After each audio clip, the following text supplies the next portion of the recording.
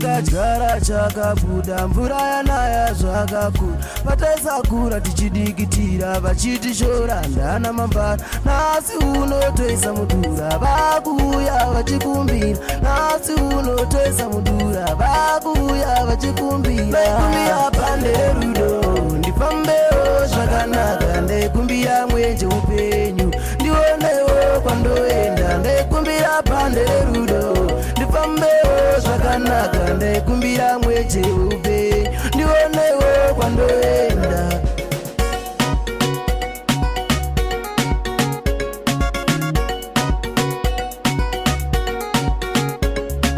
Kufunga kwachiyadzwa kwandaiyala kumakomba, kumanya nesamba leipiwa nekufamba.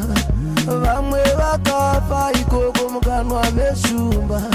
Ndichinga ndisipo munoti ndiri kutamba. Ndamukandiyere mulindo ibei, vana voti chitambirei. Maiwe mwana voti moyane, tawakange usipo.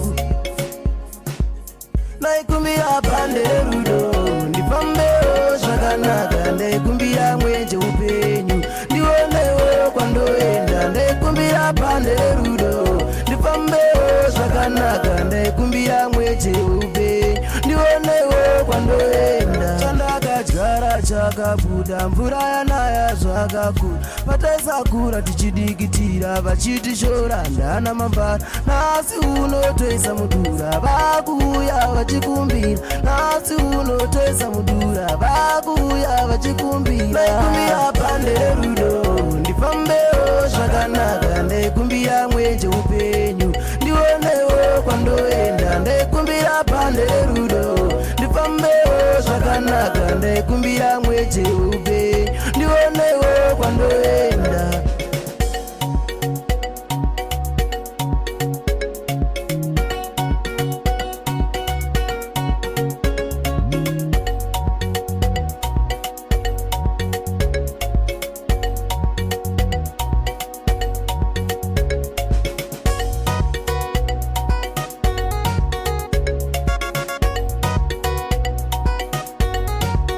Ndaikumbira pande rudo, ndifambewo zvakanaka. Ndaikumbira mwenje upenyu, ndionewo kwandoenda. Ndaikumbira pande rudo, ndifambewo zvakanaka. Ndaikumbira mwenje